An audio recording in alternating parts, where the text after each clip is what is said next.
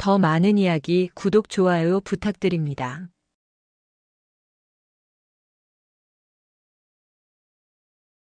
콩파? 꺼내서 팔아. 대신 내 놈 심장은 내가 씹어먹으러 갈 테니까. 수화기 너머의 목소리가 뚝 끊겼다. 차은솔은 스마트폰 액정이 검게 변한 것을 잠시 내려다보다가 들고 있던 포터 필터를 머신에 끼워 넣었다. 치익 하는 소리와 함께 검붉은 에스프레소가 샷 글라스에 떨어졌다.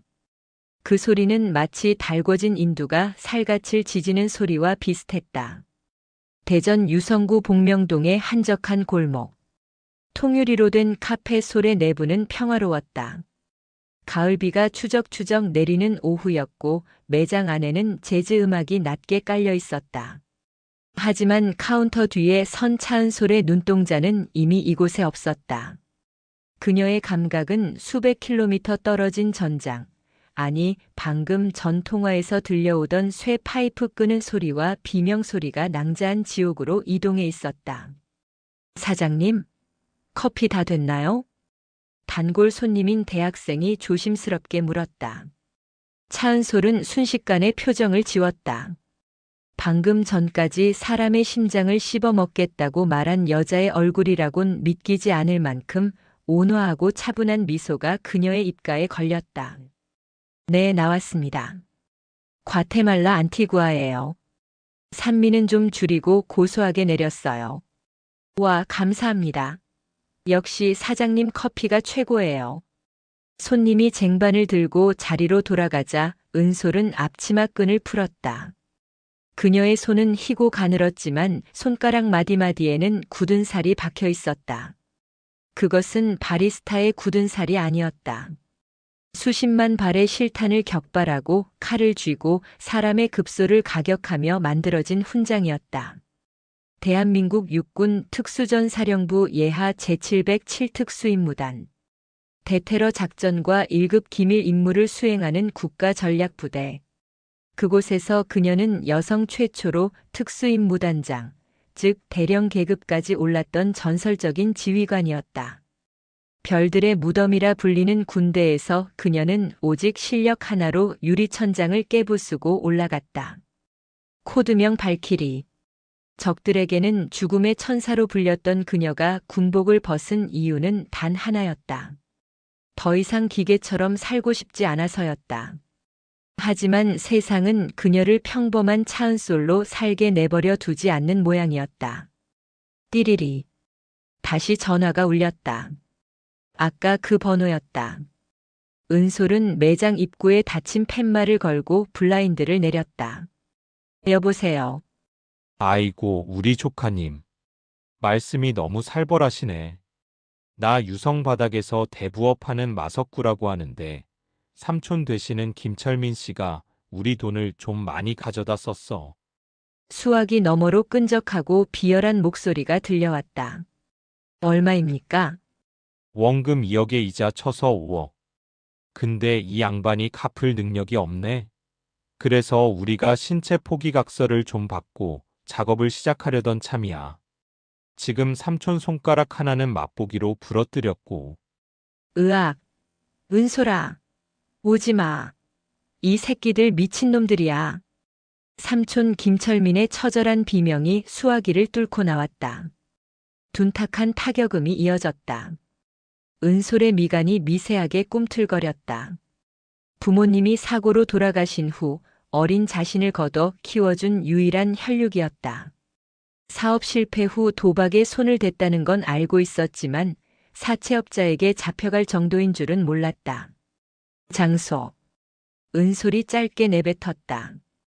호, 말이 통하네. 장대동 구시장 뒤편에 버려진 냉동창고 알지? 혼자 와라. 경찰 달고 오면 삼촌 눈알 하나는 대전천에 떠내려가고 있을 거다. 일시간 준다. 뚝. 전화가 끊겼다. 은솔은 휴대폰을 주머니에 넣고 2층으로 향하는 계단을 올랐다. 그녀의 주거 공간인 2층 침실. 옷장 가장 깊숙한 곳에는 번호키가 달린 묵직한 검은색 하드 케이스가 놓여 있었다. 비밀번호를 누르자 슉 하는 공기 빠지는 소리와 함께 케이스가 열렸다. 그 안에는 군용 대검이나 총기는 없었다. 민간인이 소지할 수 없는 물건들이니까. 하지만 그보다 더 위험한 것들이 들어있었다. 방검 소재가 들어간 특수 제작된 검은색 라이더 재킷, 카본 섬유로 강화된 너클 장갑, 그리고 소형 투척용 강철 핀대. 은솔은 거울 앞에 섰다. 헐렁한 니트를 벗어 던지자 군살 하나 없이 근육으로 다져진 상체가 드러났다. 흉터들이 훈장처럼 등에 새겨져 있었다. 검은색 전술 바지를 입고 워커 끈을 단단히 조염했다. 머리를 질끈 묶어 올리자 순박했던 카페 사장의 얼굴은 온데간데 없고 707부대를 호령하던 발키리의 서늘한 눈빛만이 남았다. 기다려요, 삼촌. 그녀는 현관을 나서며 우산꽂이에 꽂혀있던 장우산을 하나 집어들었다. 밖에는 빗줄기가 더욱 거세지고 있었다. 사냥하기 딱 좋은 날씨였다. 대전 유성구 장대동의 재개발 구역. 폐쇄된 지 오래된 냉동 창고 주변은 스산했다. 가로등조차 깨져 있어 어둠이 짙게 깔린 그곳으로 검은색 세단 한 대가 미끄러지듯 들어왔다. 차에서 내린 것은 차은솔이 아니었다. 반장님, 저기 맞습니까? 위치 추적값이 저기서 멈췄어. 마석구 그놈 아지트가 분명해. 유성경찰서 강력팀장 강도진 경감이었다. 그는 며칠째 마석구 파를 주시하고 있었다. 유성구 일대에서 불법 도박장을 운영하며 채무자들을 납치해 장기를 밀매한다는 첩보가 들어왔기 때문이다. 강도진은 빗물에 젖은 머리를 털며 차 문을 닫았다. 지원 병력은? 차가 막혀서 20분은 더 걸린답니다. 젠장, 20분이면 상황 끝나고 시체 치우고 있을 시간이야. 일단 우리가 먼저 진입한다. 셋이지? 권총 확인해. 강도진과 2명의 형사는 허리춤에 권총을 점검하고 창고 쪽으로 몸을 숙여 이동했다. 빗소리가 그들의 발소리를 감춰주었다. 창고 입구에는 덩치 큰 조직원 2명이 담배를 피우며 망을 보고 있었다. 야, 근데 아까 그 여자 진짜 올까? 5억을 무슨 수로 구해? 모르지. 안 오면 저 영감탱이 배 가르는 거고. 근데 두목님 기분이 영 안 좋으시다. 요새 윗선에서 자금 압박이 심한가 봐. 조직원들의 잡담을 엿듣던 강도진이 수신호를 보냈다. 하나, 둘, 셋. 동시에 튀어나가 제압하려던 찰나였다. 뚜벅, 뚜벅. 어둠 속에서 누군가 걸어오고 있었다. 검은색 재킷을 입고 한 손에 장우산을 든 여자였다. 차은솔이었다. 그녀는 숨을 죽이고 접근하는 형사들과는 달랐다. 마치 산책을 나온 사람처럼 당당하게 정문을 향해 걸어가고 있었다. 뭐야, 저 여자? 망을 보던 조직원들이 담배를 바닥에 비벼 끄며 은솔에게 다가갔다. 어이, 아가씨. 여기 볼 일 있어? 길 잘못 들었으면 곱게 꺼져. 다치기 싫으면. 조직원 하나가 은솔의 어깨를 밀치려 손을 뻗었다. 그 순간 강도진은 자신의 눈을 의심했다. 퍽! 둔탁한 소리가 빗소리를 뚫고 울려 퍼졌다. 은솔이 들고 있던 우산 끝으로 남자의 명치를 정확하게 찔러 넣은 것이다. 남자가 억소리도 내지 못하고 무릎을 꿇자 은솔은 우산 손잡이로 남자의 턱을 올려쳤다. 순식간에 거구의 남자가 실신해 바닥에 나뒹굴었다. 이 인연이. 남은 한 명이 품에서 잭나이프를 꺼내 휘둘렀다. 은솔은 반 발자국 물러나 칼날을 피한 뒤 남자의 손목을 낚아채 비틀었다. 우두둑 하는 소름 끼치는 파열음과 함께 남자의 팔이 기이한 각도로 꺾였다. 끄악. 은솔은 비명을 지르는 남자의 뒷덜미를 잡고 창고 철문에 그대로 들이박았다. 쾅 하는 소리와 함께 철문이 찌그러지며 열렸다. 불과 10초. 2명의 거구들을 처리하는 데 걸린 시간이었다. 숨어서 지켜보던 강도진의 입이 떡 벌어졌다. 반장님, 저 여자 뭡니까? 조폭입니까? 조폭이 저렇게 깔끔하게 사람을 담그냐? 저건 살인 기술이야. 강도진은 본능적으로 느꼈다. 저 여자는 민간인이 아니다. 그는 즉시 무전기를 들었다. 지원팀 서둘러. 상황 발생했다. 민간인. 아니, 신원 미상의 여성이 단독 진입했다. 창고 안은 비릿한 피 냄새와 곰팡이 냄새로 가득 차 있었다. 중앙에는 김철민이 의자에 묶인 채 피투성이가 되어 있었다. 그의 주변으로 10명 남짓한 조직원들이 쇠 파이프와 강목을 들고 서 있었고 낡은 소파에는 마석구가 거만하게 다리를 꼬고 앉아 있었다. 호, 진짜 혼자 왔네. 배짱 한번 두둑한 년이야. 마석구가 비릿하게 웃으며 손뼉을 쳤다. 돈은? 여기 있어. 은솔이 자신의 주먹을 쥐어 보였다. 마석구의 표정이 일그러졌다. 이게 어디서 말장난이야? 야, 애들아. 전연 교육 좀 시켜라. 아주 확실하게. 반병신 만들어서 섬에 팔아버려.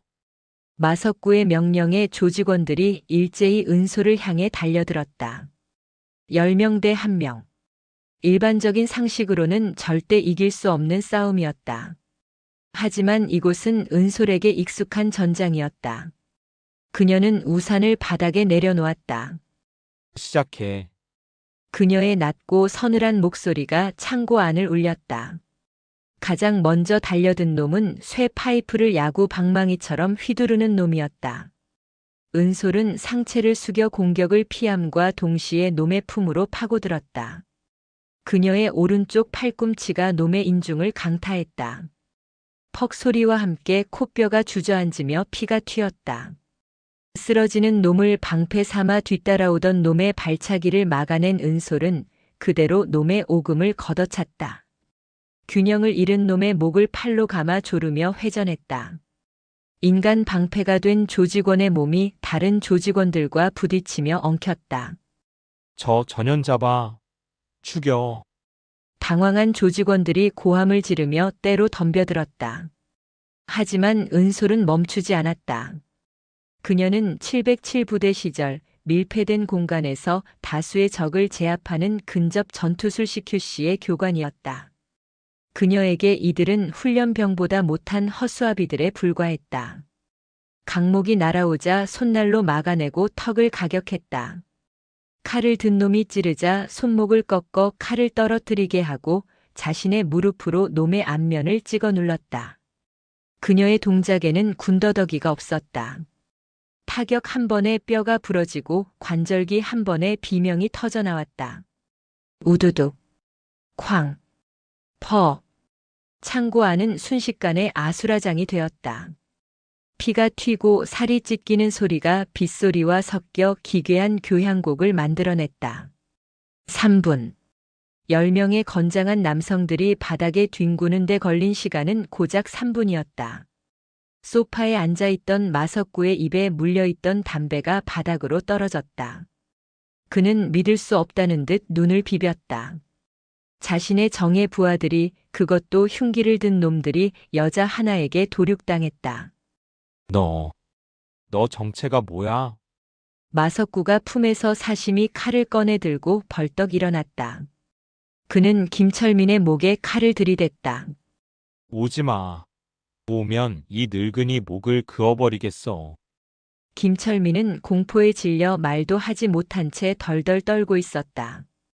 은솔은 피 묻은 손을 털며 천천히 마석구에게 다가갔다. 그녀의 숨소리는 흐트러짐 하나 없이 고요했다. 실수했어. 뭐. 인지를 잡으려면 제대로 잡았어야지. 그리고 은솔의 눈빛이 마석구의 어깨 너머를 향했다. 경찰이 너무 늦었어. 그 순간 창고의 천장 환기구가 뜯겨나가며 밧줄 하나가 떨어졌다. 누군가가 레페를 타고 내려오는 것이 아니었다. 대신 섬광탄 하나가 마석구의 발밑으로 굴러떨어졌다. 쾅! 강렬한 빛과 소음이 터졌다. 강도진 형사가 뒷문이 아닌 지붕을 통해 진입을 시도한 것이었다. 마석구가 눈을 부여잡고 비틀거리는 찰나 은솔은 이미 거리를 좁혔다. 그녀의 손이 마석구의 손목을 쳐내 칼을 떨어뜨렸고 이어서 그녀의 주먹이 마석구의 복부에 깊숙이 박혔다. 커! 마석구가 위액을 토하며 앞으로 고꾸라졌다. 은솔은 쓰러진 마석구의 머리채를 잡아 들어 올렸다. 심장은 맛이 없어 보여서 안 되겠네. 대신 감옥에서 평생 썩어. 그녀는 마석구를 바닥에 패대기 쳤다. 꼼짝 마. 경찰이다. 전원 무기 버리고 손머리 위로. 그제야 창고 정문이 활짝 열리며 강도진과 형사들이 들이닥쳤다. 하지만 그들이 할 일은 별로 없었다. 이미 상황은 종료되어 있었다. 바닥에는 신음하는 조폭들이 질비했고 그 가운데에 피 한 방울 묻지 않은 얼굴로 삼촌의 밧줄을 풀어주는 은솔이 서 있었다. 강도진이 총구를 내리며 은솔에게 다가왔다. 당신, 대체 뭡니까? 민간인이 이런 짓을 하면 특수상해에 해당합니다. 은솔이 삼촌을 부축해 일으키며 강도진을 돌아보았다. 정당방위입니다. 그리고 은솔이 재킷 안주머니에서 낡은 신분증 하나를 꺼내 강도진에게 보였다. 예비역 대령 신분증이었다. 강도진의 눈이 휘둥그레졌다. 대령 707 특수임무단. 단장? 신원 확인은 나중에 하죠. 일단 이분 병원부터 모셔야겠습니다. 은솔은 멍하니 서 있는 형사들을 뒤로하고 삼촌을 부축해 창고 밖으로 나갔다. 빗줄기는 잦아들어 있었다. 하지만 은솔은 알고 있었다. 이것은 끝이 아니라 시작이라는 것을. 마석구는 꼬리일 뿐이다. 이 유성 바닥에서 이런 조직을 거느리고 5억이라는 돈을 장난감처럼 다루는 배후가 반드시 존재한다. 그리고 그 예감은 며칠 뒤 카페를 찾아온 낯선 손님으로 인해 현실이 되었다. 어서 오세요. 카페 소리입니다. 말끔한 슈트를 입은 젊은 남자가 카페 문을 열고 들어왔다. 그의 뒤에는 경호원처럼 보이는 덩치들이 서 있었다. 남자는 메뉴판은 보지도 않고 은솔을 빤히 바라보았다. 유성 프라임 투자의 대표 최민재였다. 강 대령님.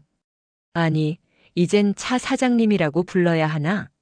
우리 사업 파트너인 마석구 사장을 감옥에 보내셨더군요. 덕분에 우리 회수금 계획에 차질이 생겼습니다. 최민재가 비릿하게 웃으며 명함 한 장을 카운터에 올려놓았다. 손해배상 청구하러 왔습니다. 돈으로 갚으실래요? 아니면 몸으로 때우실래요? 은솔이 에스프레소 머신의 스팀을 작동시켰다.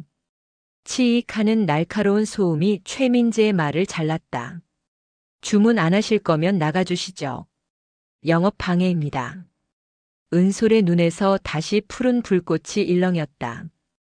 2라운드의 공이 울리고 있었다.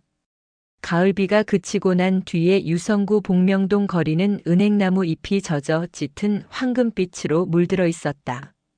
카페 솔의 유리창 너머로 보이는 풍경은 평화로웠지만 가게 문을 열고 들어서는 손님의 표정은 그렇지 못했다. 딸랑. 경쾌한 종소리와 함께 들어선 이는 인근 대학교에 다니는 단골 학생 이하나였다. 평소라면 밝은 목소리로 인사를 건넸을 그녀였지만 오늘의 그녀는 마치 도살장에 끌려가는 짐승처럼 위태로워 보였다. 퀭한 눈 밑에는 짙은 어둠이 내려앉아 있었고 입술은 바짝 말라 터져 있었다. 어서 오세요, 하나씨. 차은솔이 에스프레소 머신을 닦던 행주를 내려놓으며 인사를 건넸다. 하지만 이하나의 귀에는 그 인사가 들리지 않는 듯 했다. 그녀는 구석진 테이블에 힘없이 주저앉더니 가방을 끌어안고 몸을 떨기 시작했다. 은솔은 직감했다. 무언가 잘못되었다. 그것도 아주 심각하게. 은솔은 주문도 받지 않은 채 따뜻한 우유에 꿀을 탄 음료를 만들어 하나에게 다가갔다. 마셔요. 몸이 많이 차갑네요. 따뜻한 머그잔이 손에 닿자 그 온기가 트리거가 된 듯 하나의 눈에서 왈칵 눈물이 쏟아졌다. 사장님, 저 어떡해요? 저 죽고 싶어요. 은솔은 말없이 맞은편 의자를 빼어 앉았다. 그녀의 눈빛이 차분하게 가라앉았다. 그것은 카페 사장이 손님을 보는 눈이 아니라 지휘관이 부상병의 상태를 살피는 눈이었다. 무슨 일입니까? 천천히 말해봐요. 하나는 흐느끼며 띄엄띄엄 말을 이었다. 이야기는 끔찍할 정도로 전형적이었으나 그 수법은 악랄하기 그지없었다. 등록금과 생활비가 부족했던 하나는 고수익 단기 아르바이트라는 구인 광고를 보고 찾아갔다. 그곳은 유성 온천역 인근의 번화가에 위치한 유성 프라임 투자라는 회사였다. 번듯한 사무실, 친절한 상담실장, 그리고 합법적인 투자 자문 회사라는 간판에 그녀는 의심을 거두었다. 처음에는 그냥 서류 정리 아르바이트인 줄 알았어요. 그런데 팀장이라는 사람이 제 명의로 휴대폰을 개통하고 소액 투자를 하면 원금 보장에 이자까지 쳐서 주겠다고 했어요. 딱 한 달만 쓰고 돌려주면 된다고요. 이른바 내구재 대출날을 구제하는 대출을 빙자한 폰테크 사기였다. 하지만 그들이 노린 건 단순히 휴대폰 몇 대가 아니었다. 사인을 했어요. 투자 계약서라고 했는데 알고 보니까 그게 연대 보증각서였어요. 제 친구 2명도 저 때문에 같이 갔는데 그 친구들 빚까지 제가 다 떠안게 됐어요. 원금 300만 원이 한 달 만에 3천만 원이 됐어요. 경찰에는 신고했습니까? 못해요. 하나는 와들와들 떨며 자신의 휴대폰 화면을 은솔에게 보여주었다. 은솔의 눈썹이 꿈틀했다. 화면에는 하나가 옷을 갈아입는 장면이 교묘하게 찍힌 사진과 동영상이 띄워져 있었다. 면접 볼 때 신체 검사가 필요하다고 해서 탈의실에 들어갔는데 거기에 카메라가 있었나 봐요. 돈 안 갚으면 이거 학교 게시판이랑 학과 단톡방에 다 뿌리겠대요. 부모님한테도 보낸다고. 이것은 금융업이 아니었다. 인간의 영혼을 담보로 잡고 피를 빨아먹는 기생충들의 짓이었다. 은솔의 머릿속에 며칠 전 카페에 찾아왔던 최민재의 얼굴이 스쳐 지나갔다. 말끔한 슈트 차림에 비릿한 미소를 짓던 놈. 그놈이 바로 이 지옥의 설계자였다. 일어나요. 은솔이 자리에서 일어났다. 네. 경찰서 갑시다. 내가 같이 가줄게요. 하지만 그 사람들이 알면. 그 사람들 내 허락 없이는 하나 씨 머리카락 하나도 못 건드립니다. 날 믿어요. 은솔의 목소리에는 거역할 수 없는 힘이 실려 있었다. 707 부대원들을 지휘하며 사선을 넘나들던 그 단단한 확신이 공포에 질린 하나의 마음을 붙잡았다. 은솔은 가게 문을 닫고 하나를 자신의 차에 태웠다. 목적지는 유성경찰서였다. 경찰서 강력팀 사무실은 분주했다. 여기저기서 고성이 오가고 전화벨 소리가 끊이지 않았다. 강도진 경감은 책상에 산더미처럼 쌓인 서류들 사이에서 컵라면으로 끼니를 때우고 있었다. 강 팀장님. 은솔의 목소리에 강도진이 젓가락을 물고 고개를 들었다. 차 사장님? 아니, 차 대령님? 여긴 웬일이십니까?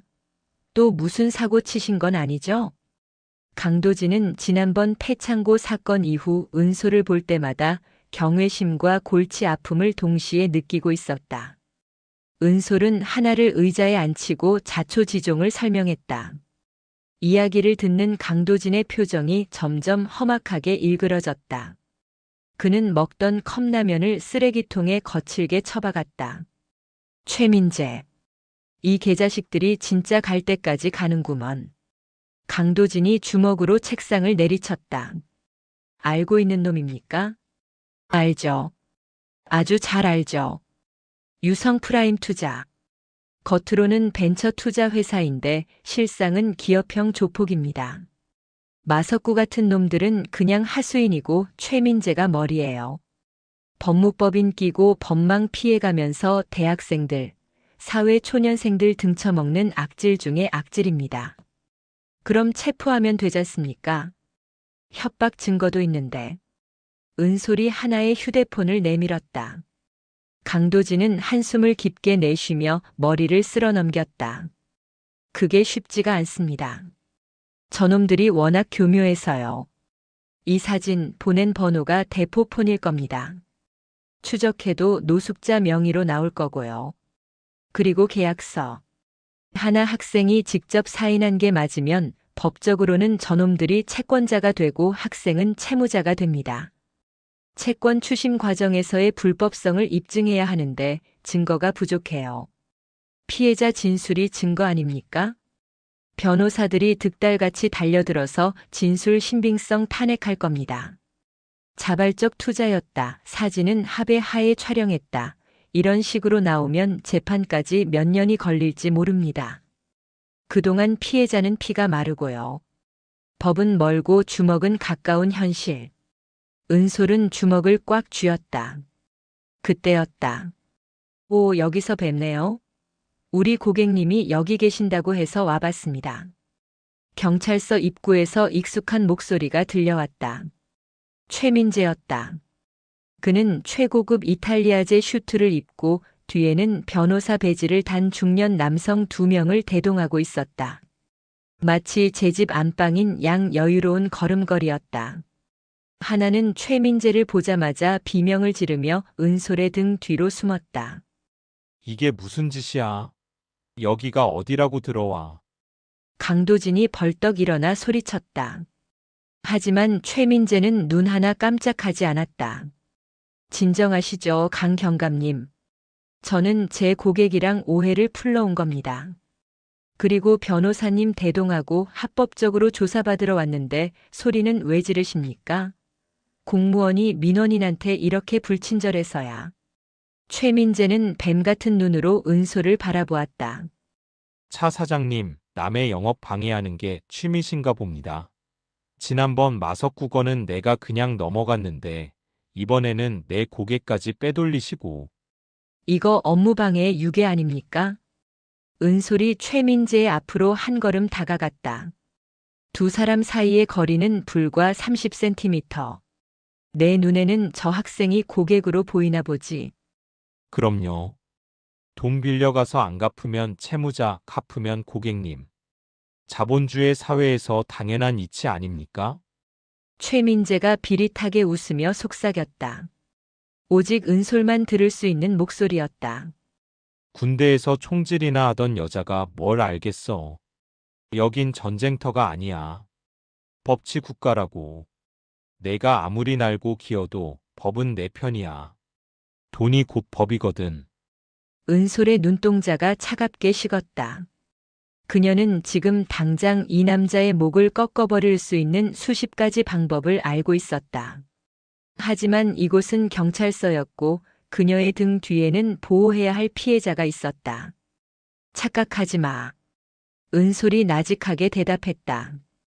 전쟁은 이미 시작됐어. 그리고 내 전쟁에서 민간인 희생자는 없어. 유성 경찰서에서의 대치 이후 상황은 최악으로 치달았다. 최민재는 빈말을 하는 인간이 아니었다. 그는 합법과 불법의 경계선 위에서 줄타기를 하며 상대를 말려 죽이는데 도 같은 인간이었다. 다음 날 아침 카페 솔의 문을 열자마자 불청객들이 들이닥쳤다. 검은색 양복을 입은 건장한 사내 5명. 그들은 지난번 마석구의 패거리처럼 험악하게 문신을 드러내거나 욕설을 하지 않았다. 대신 그들은 카페의 모든 테이블을 하나씩 차지하고 앉았다. 주문하시겠습니까? 삼촌 김철민이 떨리는 목소리로 물었다. 아메리카노 한 잔. 아주 연하게. 1시간 뒤에 마실 거니까 그때 줘요. 저는 물 한 잔만 주시오. 나는 생각 좀 해보고. 그들은 1인 1메뉴를 시키지 않고 혹은 가장 싼 음료 하나를 시켜놓고 자리를 죽치고 앉아 있었다. 다른 손님들이 들어오려 하면 그들은 험악한 인상으로 입구를 쳐다보았다. 손님들은 기겁하며 발길을 돌렸다. 명백한 영업 방해였지만 경찰을 부르기도 애매했다. 그들은 물리적 폭력을 행사하지 않았고 단지 자리에 앉아 있을 뿐이었다. 차 사장님, 이거 어쩌죠? 벌써 점심시간인데 손님이 한 명도 없어요. 김철민이 울상을 지었다. 은솔은 카운터에서 그들을 지켜보았다. 그들 중 리더 격인 남자가 은솔과 눈이 마주치자 비웃으며 휴대폰을 들어 보였다. 화면에는 유성 프라임 투자의 로고가 떠 있었다. 최민재의 지시였다. 말려 죽이겠다 이거지. 은솔은 분노보다 냉정을 유지하려 애썼다. 그녀가 지금 나서서 이들을 힘으로 제압한다면 최민재는 기다렸다는 듯이 폭행과 상해 혐의로 고소장을 날릴 것이다. 그것이 놈들이 원하는 그림이었다. 그때 은솔의 휴대폰이 울렸다. 강도진 경감의 다급한 목소리였다. 차 대령님, 하나 학생이 사라졌습니다. 뭐라고요? 쉼터에 있다고 하지 않았습니까? 잠깐 산책한다고 나갔는데 연락이 두절됐습니다. 놈들이 손을 쓴 것 같습니다. 지금 위치 추적 중인데 갑천변 쪽으로 나옵니다. 느낌이 안 좋아요. 은솔은 앞치마를 거칠게 벗어 던졌다. 삼촌, 가게 문 닫아요. 오늘 영업 끝입니다. 은솔아, 어디 가려고? 은솔은 대답도 하지 않고 카페를 뛰쳐나갔다. 카페 안에 앉아있던 양복쟁이들이 낄낄거리며 수군거렸다. 어이쿠, 사장님 어디 급한 일 있으신가 봐. 장사는 접으시나? 은솔은 그들을 무시하고 차에 시동을 걸었다. 엔진이 굉음을 내며 포효했다. 대전 갑천변. 가을바람이 매섭게 부는 강가였다. 갈대숲 사이로 으슥한 곳에 하나의 신발이 가지런히 놓여 있었다. 그리고 그 앞 검푸른 강물을 바라보며 서 있는 하나의 뒷모습이 보였다. 하나씨. 은솔이 차에서 뛰어내리며 소리쳤다. 하나가 천천히 고개를 돌렸다. 그녀의 얼굴은 눈물범벅이었고 한 손에는 휴대폰이 들려 있었다. 오지 마세요. 사장님, 오지 마세요. 안 돼요. 나쁜 생각하지 마요. 다 해결할 수 있어요. 해결 못해요. 방금 그 사람한테서 문자가 왔어요. 오늘 저녁까지 사무실로 오지 않으면 제 사진 전부 다 뿌리겠대요. 그리고 사장님 카페도 불질러 버리겠다고. 저 때문에 다 망가지잖아요. 하나가 강물 쪽으로 한 발자국 더 내디뎠다. 절망이 한 인간을 어디까지 몰아붙일 수 있는지 은솔은 뼈저리게 느꼈다. 이하나. 은솔의 목소리가 천둥처럼 울렸다. 군 시절 전장에서 공포에 질려 도망치려는 부하를 붙잡을 때 내던 사자후였다. 하나가 깜짝 놀라 멈칫했다. 나를 봐. 내 눈을 봐. 은솔이 천천히 하지만 단호하게 다가갔다. 나 707 특임대장이었어. 내가 살면서 수많은 적을 만났지만 단 한 번도 진 적 없어. 고작 사채업자 나부랭이들 때문에 내 전적에 흠집 내게 할 거야? 하지만 법도 그 사람들 편이라면서요. 법이 못하면 내가 해. 법보다 더 무서운 게 뭔지 그놈들에게 가르쳐 줄 거야. 그러니까 내 손 잡아. 은솔이 손을 내밀었다. 굳은 살 박인 투박하지만 따뜻한 손이었다. 하나는 망설이다가 울음을 터뜨리며 그 손을 잡았다. 은솔은 하나를 으스러져라 껴안았다. 하나의 주머니에 있던 휴대폰을 꺼내 확인했다. 최민재가 보낸 협박 문자. 마지막 기회다. 얌전히 오면 내 빚 탕감해주고 쥐도 새도 모르게 살게 해주지. 하지만 허튼 수작 부리면 차은솔 그 여자도 같이 지옥 구경하게 될 거야. 은솔의 눈에서 이성이 끊어지는 소리가 들렸다. 그녀는 하나를 차에 태워 안심시킨 뒤 다시 카페로 돌아가지 않았다. 대신 인적이 드문 대청호 인근의 공터로 차를 몰았다. 트렁크를 열었다. 그곳에는 지난번 꺼내지 않았던 더 깊은 심연의 장비들이 잠들어 있었다. 그녀는 위성 보안 전화기를 꺼내들었다. 전역할 때 반납하지 않은 국군 방첩 사령부구 기무 사령부 직통 한라인 단말기였다. 신호음이 3번 울리기도 전에 상대방이 전화를 받았다. 충성. 통신 보안. 누구십니까? 상대방의 목소리는 낮고 건조했다. 하지만 은솔의 목소리를 듣는 순간 그 건조함은 순식간에 깨졌다. 나다. 차은솔. 단장님? 차은솔 단장님 맞으십니까? 수화기 너머의 인물은 오진우 소령. 현재 국군방첩사령부에서 방산 비리와 군사기밀 유출을 담당하는 에이스 수사관이자 과거 차은솔의 부관으로 생사고락을 함께했던 충직한 부하였다. 오소령. 오랜만이다. 대령님. 아니, 지금은 전역하셨지 않습니까? 잘 지내셨습니까? 연락 한 통 없으시더니 갑자기 보안 라인으로.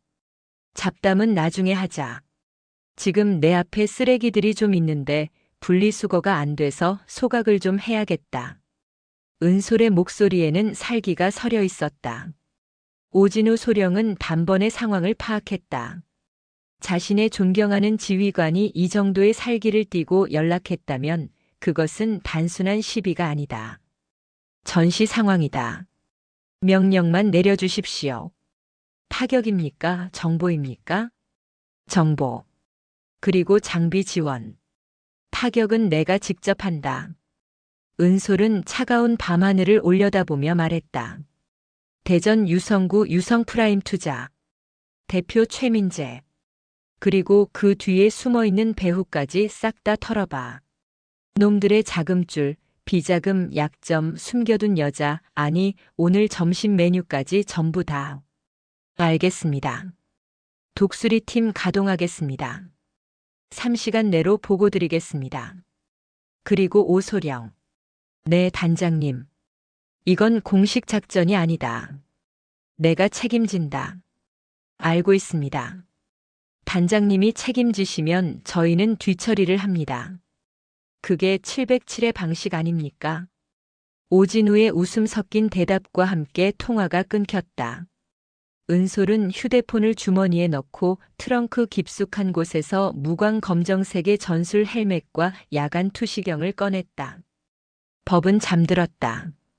이제 야수가 깨어날 시간이었다. 바람이 거세군. 낙하하기 딱 좋은 날씨야. 대전 유성구의 밤하늘은 칠흑처럼 어두웠다. 유성 온천역 사거리가 내려다 보이는 25층 주상복합 빌딩의 옥상. 차은솔은 난간 끝에 서서 불어오는 칼바람을 온몸으로 맞고 있었다. 그녀의 몸을 감싼 것은 바리스타의 베이지색 앞치마가 아니라 빛을 흡수하는 무광 검정의 전술 슈트였다. 허벅지에는 맥가이버 칼과 전술용 플랫이 그리고 특수 제작된 3단봉이 결속되어 있었다. 인이어 이어폰에서 오진우 소령의 건조한 목소리가 들려왔다. 단장님, 통신감도 양호합니다. 목표 건물인 유성 프라임 투자 4호, 현재 보안 레벨 최고 수준입니다. 1층 로비와 지하 주차장은 사설 경비업체 직원 20명이 배치되어 있고 최민재의 사무실이 있는 15층은 별도의 용병들이 지키고 있습니다. 용병이라. 국내 조폭 나부랭이는 아니라는 거네. 네. 신원 조회 결과 러시아 스페츠나츠 출신과 프랑스 외인부대 출신이 섞여 있습니다. 불법 체류자 신분으로 고용된 고스트들입니다.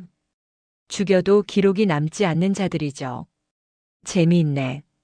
놈들도 기록이 없지만 오늘 밤 나도 기록에 없는 사람이야. 은솔은 옥상 곤돌라 레일에 와이어를 고정했다. 그녀는 망설임 없이 허공으로 몸을 던졌다. 25층 높이에서의 자유낙하.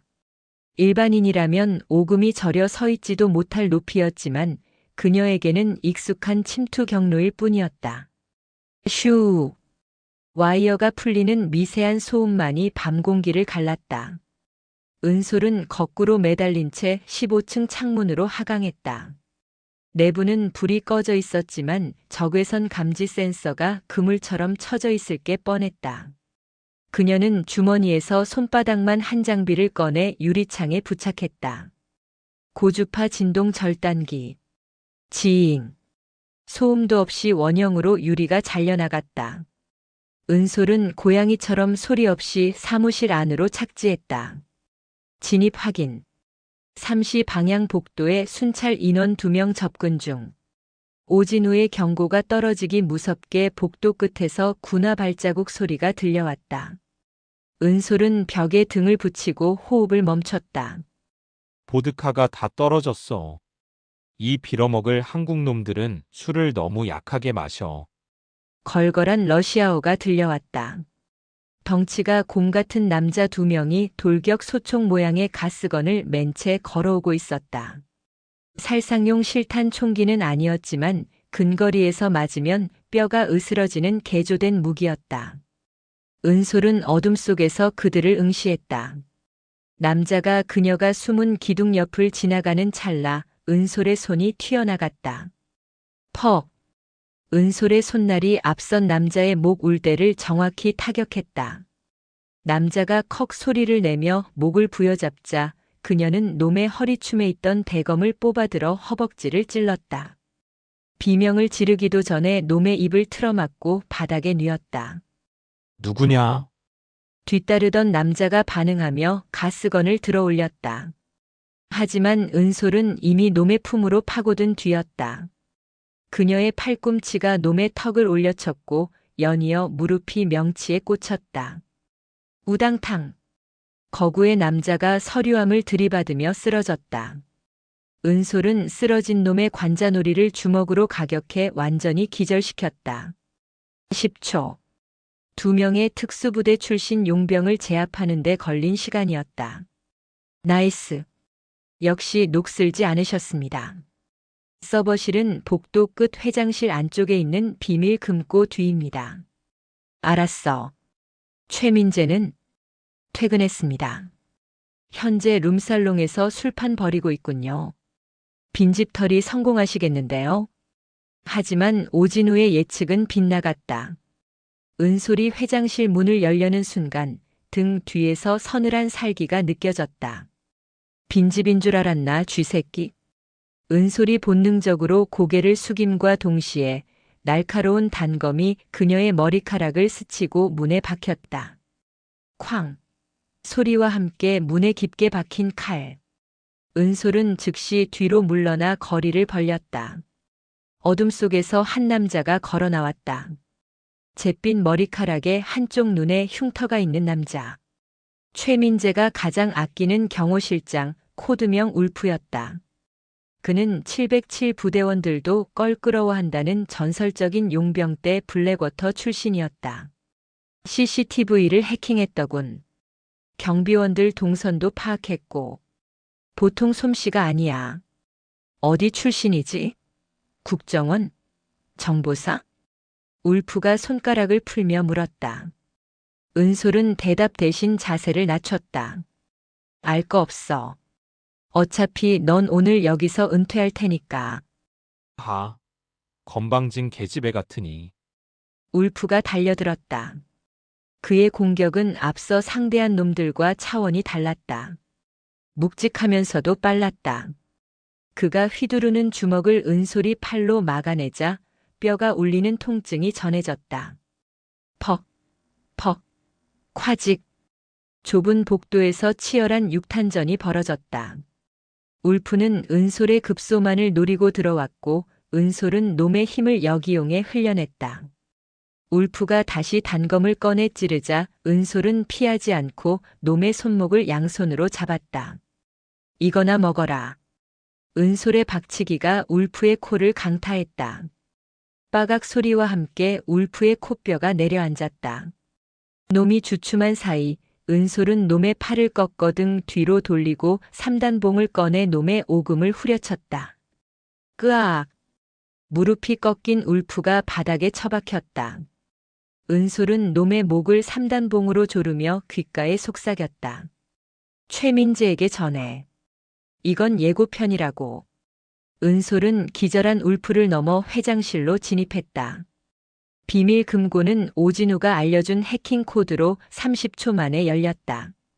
그 안에는 현금 뭉치와 함께 외장 하드디스크 하나가 놓여 있었다. 판도라의 상자. 이 안에는 이하나 같은 대학생들의 코 묻은 돈뿐만 아니라 민간인을 사지로 몰아넣고 챙긴 수천억 원의 불법 자금 내역, 그리고 그 돈을 받아 챙긴 고위층들의 리스트가 들어있을 것이다. 확보했다. 철수한다. 은솔은 외장 하드를 챙겨 다시 창문으로 향했다. 멀리서 경찰차 사이렌 소리가 들려오고 있었다. 누군가 신고한 모양이었다. 하지만 상관없었다. 그녀는 이미 어둠 속으로 사라진 뒤였다. 다음 날 아침 유성경찰서. 강도진 경감의 책상 위에는 차은솔이 넘긴 외장 하드디스크가 놓여 있었다. 강도진의 손이 떨리고 있었다. 그가 밤새 분석한 파일의 내용은 가히 충격적이었다. 유성 프라임 투자는 단순한 대부업체가 아니었다. 그들은 다단계 금융 사기로 끌어모은 자금을 세탁하여 지역 국회의원과 검찰, 심지어 경찰 고위 간부들에게까지 뇌물로 뿌리고 있었다. 이하나를 협박했던 영상 원본은 물론 수백 명의 피해자 리스트가 고스란히 담겨 있었다. 이거면 놈들을 다 쓸어버릴 수 있어. 강도진은 흥분된 목소리로 말했다. 옆에 앉아있던 은솔은 담담한 표정으로 종이컵 커피를 마시고 있었다. 서둘러요. 놈들이 눈치채기 전에 영장 청구하고 압수수색 들어가야 합니다. 걱정 마십시오, 대령님. 제가 오늘 내로 바로 처리하겠습니다. 이 정도 증거면 판사도 영장 안 내주고는 못 베길 겁니다. 강도진은 증거물을 들고 서장실로 그리고 검찰청으로 뛰어갔다. 은솔은 경찰서 복도 의자에 앉아 기다렸다. 그녀의 임무는 끝났다. 이제는 법의 시간이었다. 대한민국이 아직 정의가 살아있는 나라라면 마땅히 그래야 했다. 하지만 시간은 흘러 점심이 지나고 저녁이 되도록 강도진은 돌아오지 않았다. 해질녘이 되어서야 강도진이 터덜터덜 강력팀 사무실로 돌아왔다. 그의 어깨는 축 처져 있었고 눈은 붉게 충혈되어 있었다. 어떻게 됐습니까? 은솔이 다가가 물었다. 강도진은 대답 대신 책상 위에 종이 한 장을 올려놓았다. 직위 해제 통지서. 이게 뭡니까? 증거 능력이 없답니다.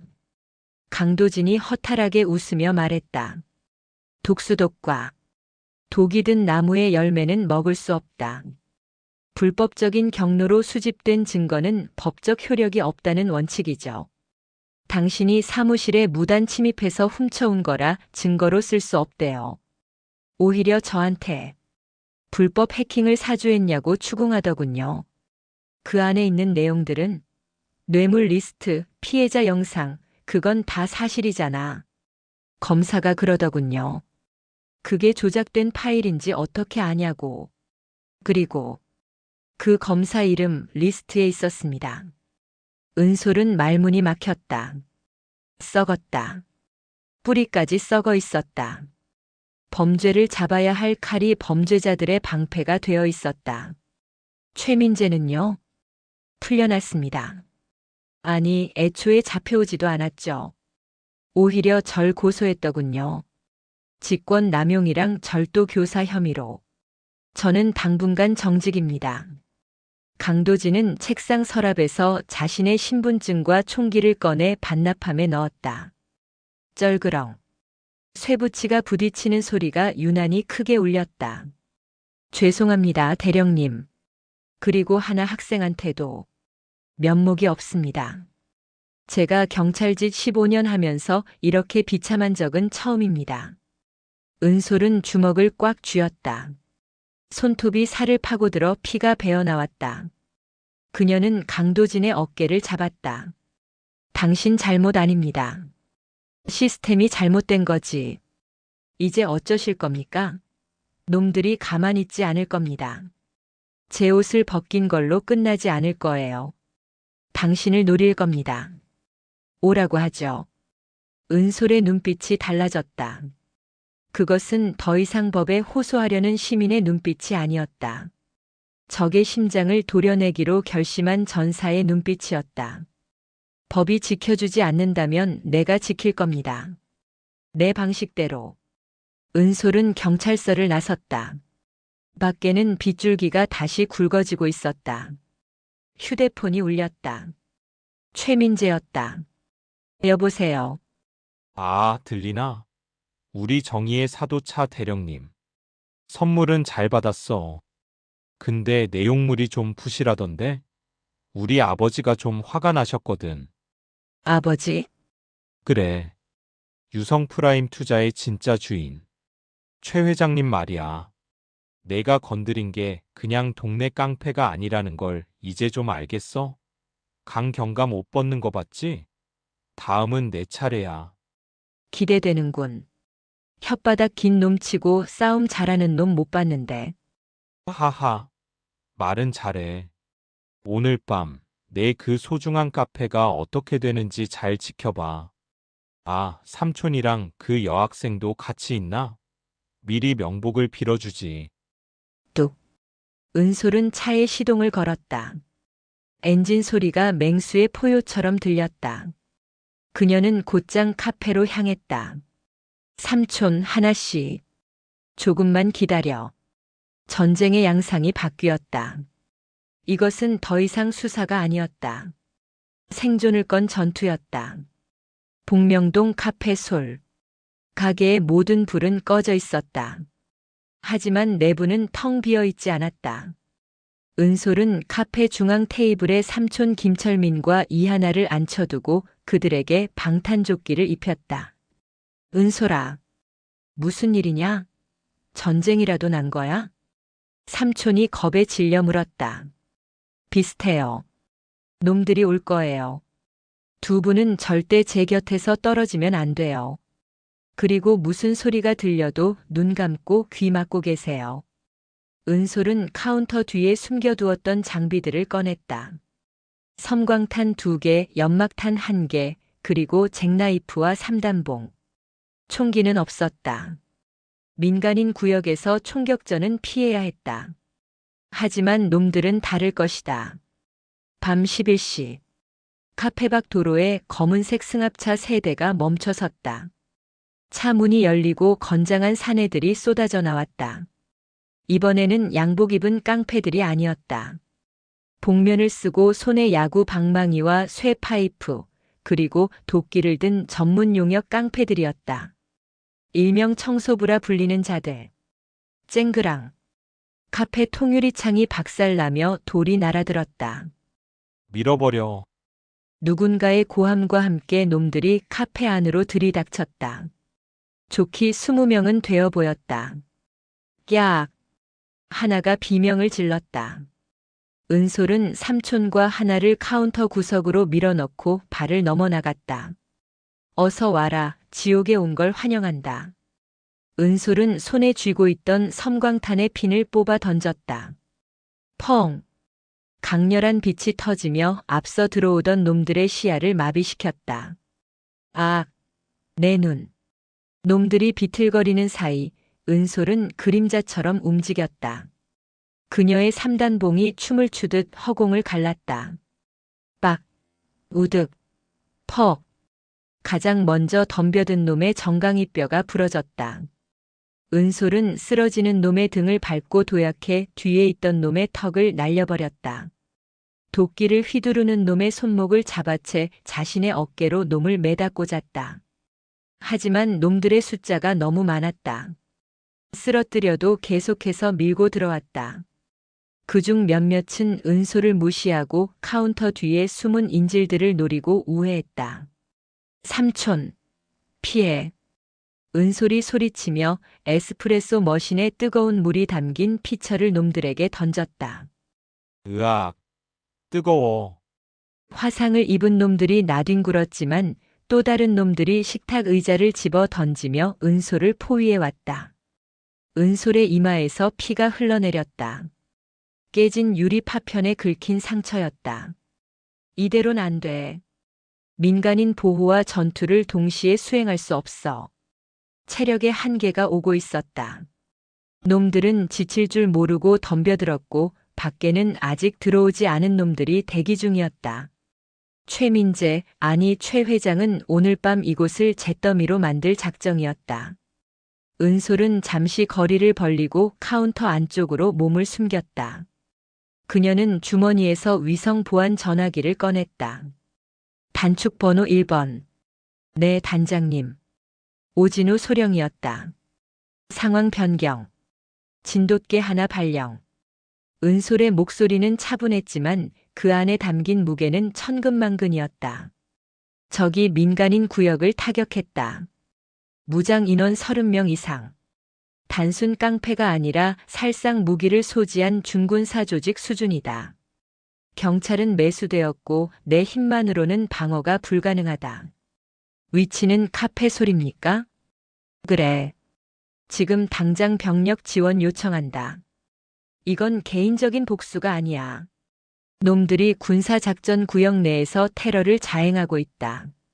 명분은 충분해. 수화기 너머로 잠시 침묵이 흘렀다. 군 병력이 민간 지역에, 그것도 무장한 채 출동하는 것은 엄청난 파장을 불러올 일이었다. 하지만 오진우는 망설이지 않았다. 알겠습니다. 안 그래도 상부 승인 떨어졌습니다. 최 회장의 자금이 북한 공작금과 연계된 정황이 포착됐습니다. 이제 놈들은 간첩법 적용 대상입니다. 뭐? 이제 이건 조폭 소탕 작전이 아닙니다. 대공 용의점 수사 및 국가 전복 세력 제압 작전입니다. 작전명 독수리. 제가 직접 갑니다. 얼마나 걸리나? 하늘을 보십시오. 그때였다. 카페 밖에서 놈들의 웅성거리는 소리가 들리기 시작했다.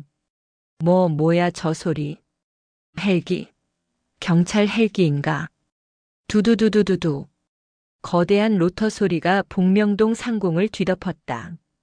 카페 안의 유리잔들이 진동으로 인해 달그락거렸다. 은솔은 피 묻은 입가에 미소를 지었다. 늦지 않게 왔군. 카페 밖 도로에는 군용 레토나 차량과 검은색 밴들이 급정거하며 길을 막아섰다. 밴의 문이 열리고 KLA 기관단총으로 무장한 검은 대테러복 차림의 요원들이 쏟아져 나왔다. 그들의 어깨에는 방첩사라는 패치와 함께 707 특수임무단의 부대 마크가 선명하게 박혀 있었다. 전원 사격 개시. 저항하는 놈은 사살해도 좋다. 오진우 소령의 확성기 소리가 울려 퍼졌다. 도망쳐. 군인들이야. 방망이를 들고 설치던 용역 깡패들의 얼굴이 사색이 되었다. 경찰은 돈으로 매수할 수 있었지만 군대는 달랐다. 그것도 대한민국 최정예 특수부대원들이 눈앞에 나타났다. 손들어. 움직이면 쏜다. 탕, 탕.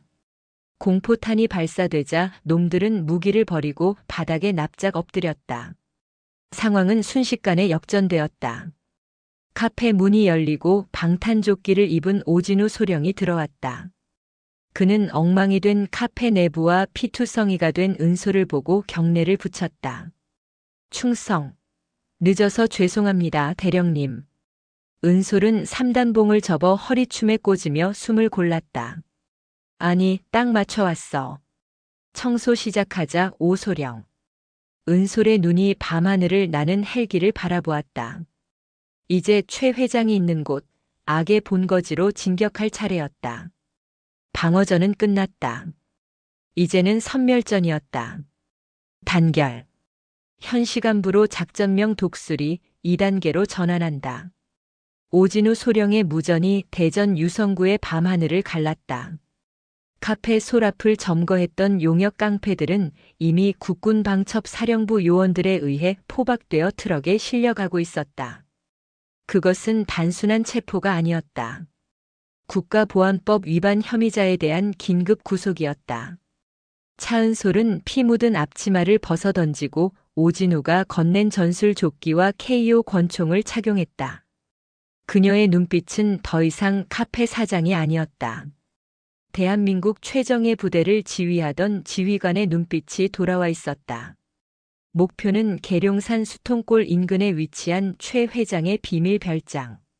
그곳 지하 벙커에 메인 서버와 비자금 금고 그리고 도주를 준비 중인 최민재와 최 회장이 있다. 오진우가 태블릿 PC로 위성 지도를 띄우며 브리핑했다. 놈들의 경호 병력은 약 50명. 중화기로 무장하고 있다. 민간인 피해가 우려되는 지역인가? 아닙니다. 별장 반경 2km 내에는 민가가 없습니다. 마음껏 화력을 쏟아부어도 됩니다. 은솔이 권총 슬라이드를 당겨 장전했다. 철컥. 차가운 금소금이 그녀의 심장을 뜨겁게 달궜다. 내가 선봉에 선다. 오소령은 외곽을 차단해. 쥐새끼 한 마리도 빠져나가게 해서는 안 돼. 알겠습니다. 707 예하 2개 팀이 대령님을 엄호할 겁니다. 새벽 2시. 대전 유성구 수통골 산자락 깊숙한 곳에 위치한 요새 같은 저택. 최 회장의 안전 가옥이었다. 고요하던 숲속의 정적을 깬 것은 헬기의 로터 소리가 아니었다. 쾅! 저택의 육중한 강철 정문이 대전차 로켓 한 방에 종이장처럼 구겨지며 날아갔다. 적습! 적습이다. 경비탑에 있던 용병들이 당황하여 서치라이트를 비췄지만 그 빛은 곧바로 꺼졌다. 어둠 속에서 날아든 저격 탄환이 서치라이트를 박살냈기 때문이다. 진입. 은솔의 짧은 명령과 함께 검은 그림자들이 저택 안으로 쏟아져 들어갔다. 은솔은 가장 앞에서 달렸다. 그녀의 움직임은 질주라기보다는 비행에 가까웠다. 앞을 가로막는 용병이 소총을 난사하려 하자 은솔은 낮은 자세로 슬라이딩하며 놈의 발목을 사격했다. 으악! 쓰러지는 놈의 가슴을 밟고 뛰어오른 은솔은 2층 테라스 난간을 잡고 단숨에 몸을 끌어올렸다. 1층 로비에서 치열한 교전이 벌어지는 사이 그녀는 적의 심장부로 직행하는 최단 경로를 택했다. 2층 복도. 최민재가 짐 가방을 챙겨 뒷문으로 도망치려 하고 있었다. 어딜 가시나 최 대표. 은솔이 복도 끝에 서서 총구를 겨눴다. 최민재의 얼굴이 하얗게 질렸다. 너 이 미친 여자. 군대를 끌고 와? 내가 그러고도 무사할 것 같아? 최민재가 품에서 권총을 꺼내 발사했다. 탕, 탕. 총알이 벽에 박혀 섰고 가루를 날렸다. 은솔은 눈 하나 깜짝하지 않고 고개만 까딱해 탄도를 피했다. 그리고 천천히 걸어갔다. 오지 마. 쏘겠어. 죽여버릴 거야. 최민재가 발악하며 방아쇠를 당겼지만 딸깍 소리만 났다. 탄환이 바닥났다. 은솔은 최민재의 코앞까지 다가갔다. 탄창 관리도 못하는 놈이 총은 왜 들어? 사 살려줘. 돈 줄게. 내 스위스 계좌에 100억 있어. 그거 다 줄게. 최민재가 비굴하게 무릎을 꿇었다. 은솔은 차가운 눈으로 그를 내려다보았다. 이하나 학생이 흘린 눈물값이다. 퍽. 은솔의 군화발이 최민재의 안면을 강타했다. 최민재가 비명과 함께 나뒹굴었다. 앞니가 몽땅 부러져 피가 솟구쳤다. 이건 우리 삼촌 몸값. 퍽. 이번에는 복부를 걷어찼다. 최민재는 개구리처럼 널브러져 거품을 물었다. 그때 안쪽 서재 문이 열리며 백발의 노인이 걸어 나왔다. 최 회장이었다. 그는 밖에 소란에도 불구하고 침착한 척하려 애쓰고 있었다. 자네가 강 대령인가? 대단하군. 내 아들을 이렇게 만들다니. 최 회장은 위스키 잔을 들고 있었다. 손이 미세하게 떨리고 있었다. 거래를 하지. 자네 지금이라도 군대를 물리면 내 전 재산의 절반을 주겠네. 그리고 자네의 안전도 보장하지. 은솔은 피 묻은 군화로 뚜벅뚜벅 걸어가 최 회장의 손에 들린 위스키 잔을 천에 깨뜨렸다. 챙그랑. 당신 재산은 어차피 국고로 환수될 거야. 그리고 내 안전은 내가 지켜. 내가 감히. 내가 누군지 알아? 내가 전화 한 통이면 국방부 장관도. 최 회장이 전화기를 들려 했다. 은솔이 권총으로 전화기를 박살냈다. 전화해봐. 아무도 안 받을 테니까.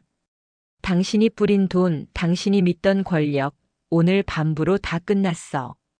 당신은 이제 회장님이 아니라 국가보안법 위반 사범 최칠성일 뿐이야. 그때 창문이 깨지며 707 대원들이 들이닥쳤다. 뒤이어 오진우 소령이 들어왔다. 최칠성. 당신을 간첩 방조 외환관리법 위반, 특수상해 교사 및 살인 미수 혐의로 긴급 체포한다. 오진우가 최 회장의 손목에 수갑을 채웠다. 최 회장은 바닥에 쓰러진 아들과 자신을 겨누고 있는 수많은 총구를 보며 비로소 자신의 왕국이 멸망했음을 깨달았다. 그는 다리에 힘이 풀려 주저앉았다. 은솔은 창밖을 바라보았다. 동이 터오고 있었다. 붉은 아침 해가 계룡산 능선을 타고 올라오고 있었다. 긴 밤이 끝났다. 작전 종료. 은솔이 무전기에 나직하게 속삭였다. 계절이 2번 바뀌었다. 유성구의 거리에 벚꽃이 눈처럼 흩날리는 따뜻한 봄날이었다. 속보입니다. 유성 게이트의 주범 최칠성 전 회장과 최민재 씨에게 대법원이 무기징역을 확정했습니다. 재판부는 이들이 불법 자금을 이용해 국가 안보를 위협하고 수많은 서민 피해자를 양산한 점을 들어법정 최고형을 선고했다고 밝혔습니다. 한편 이들의 은닉 재산 5천억 원은 전액 몰수되어 피해자 구제 기금으로 카페 솔의 벽걸이 TV에서 뉴스가 흘러나오고 있었다. 차은솔은 리모컨을 들어 TV를 껐다. 이제 지겨울 정도로 많이 들은 소식이었다. 사장님, 여기 아이스 아메리카노 2잔이요. 네, 금방 갑니다. 카페는 만석이었다. 점심시간을 맞아 인근 직장인들과 대학생들로 북적였다. 은솔은 능숙한 손놀림으로 샷을 내리고 얼음을 채웠다. 그녀의 표정은 더없이 평온했다. 지난 겨울 피와 화약 냄새가 진동했던 그 밤의 기억은 마치 전생의 일인 것처럼 아득했다. 체리나, 아니 은솔아. 쿠키 다 구워졌다. 주방에서 삼촌 김철민이 갓 구운 쿠키 쟁반을 들고 나왔다. 고소한 버터 냄새가 카페를 가득 채웠다. 삼촌의 얼굴은 몰라보게 좋아져 있었다. 도박의 그림자는 완전히 사라졌고 성실한 파티시에의 자부심만이 남아있었다. 삼촌, 냄새 좋은데요? 손님들이 좋아하겠어요. 그럼 내가 누구 삼촌인데? 삼촌이 호탕하게 웃었다. 그때 카페 문이 열리고 낯익은 얼굴들이 들어왔다. 사장님, 이하나였다. 그녀의 곁에는 또래 친구들이 함께였다. 하나는 더 이상 위축된 피해자가 아니었다. 화사한 봄 옷을 입고 전공 서적을 든 그녀는 영락없이 활기찬 대학생의 모습이었다. 하나 씨 왔어요? 오늘 수업 일찍 끝났나 봐요? 네. 사장님 커피 마시고 싶어서 달려왔죠. 아, 그리고 저 이번에 장학생 됐어요. 성적 장학금이요. 정말요? 축하해요. 오늘은 제가 쏩니다. 먹고 싶은 거 다 골라요. 하나가 친구들과 까르르 웃으며 자리를 잡았다. 그 모습을 흐뭇하게 바라보던 은솔의 시선이 창가 쪽으로 향했다. 그곳에는 정장을 입은 중년 남자가 앉아 있었다. 강도진 경감. 아니, 이제는 강도진 경정이었다. 그는 이번 사건의 공로를 인정받아 특진과 함께 복직되었고 대전경찰청 광역수사대장으로 영전했다.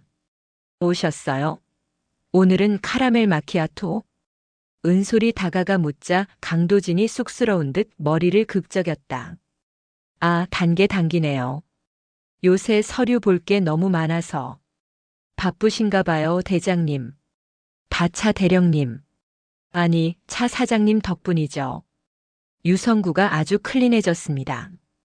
조폭들 씨가 말랐어요. 덕분에 강력계 형사들이 할 일이 없어서 교통 정리하러 나간다니까요. 두 사람은 마주보며 웃었다. 전우회와도 같은 깊은 신뢰가 그 웃음 속에 담겨 있었다. 참, 오진우 소령은 소식 들으셨습니까? 아니요. 원래 소식 없는 게 좋은 소식인 친구니까요. 이번에 중령 진급했답니다. 그리고 다시 음지로 들어갔대요. 떠나면서 사장님께 안부 전해달라고 하더군요. 언제 한번 커피 마시러 오겠다고. 언제든 환영이라고 전해주세요. 외상은 안 되지만. 은솔은 강도진에게 커피를 건네고 다시 카운터로 돌아왔다. 햇살이 통유리를 통해 쏟아져 들어와 은솔의 어깨를 따뜻하게 감쌌다. 그녀는 잠시 눈을 감고 그 온기를 느꼈다. 그녀의 2층 침실, 옷장 깊숙한 곳에는 여전히 그 검은색 하드 케이스가 잠들어 있다. 하지만 은솔은 안다. 그 가방을 다시 열 일은 없을 것이라고. 아니, 열 일이 없어야 한다고. 하지만 만약 이 평화로운 커피 향기를 해치려는 자가 또다시 나타난다면. 은솔은 템퍼를 쥐었다. 묵직한 그립감이 손에 전해졌다. 그녀는 미소 지었다. 어서 오세요. 카페 소리입니다. 새로운 손님이 들어왔다. 종소리가 맑게 울렸다. 유성구 복명동의 오후는 평화로웠고 차은솔의 커피는 오늘도 완벽했다. 그녀는 이제 전장의 독수리가 아니라 일상을 지키는 바리스타였다. 그리고 그것으로 충분했다.